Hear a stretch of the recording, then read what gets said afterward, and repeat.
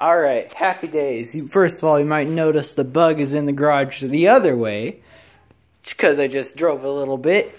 It sounds great. I love how these things sound. I can't get over it. But we got the pedal assembly.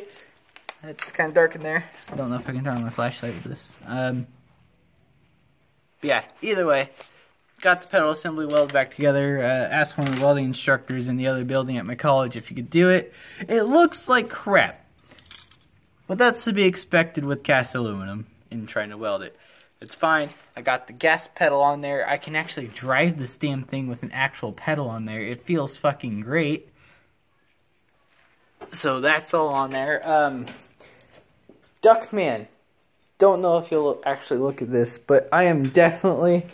After trying to get to that clutch pedal under there from the underneath, definitely putting some sort of hatch in this back cargo area.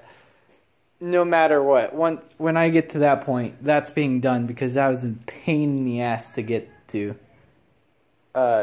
Obviously, we need some new tires still. At least air these ones up for the test drives.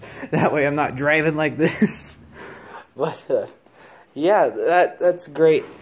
It's great to drive now with the actual pedal on there. Good days. Good days.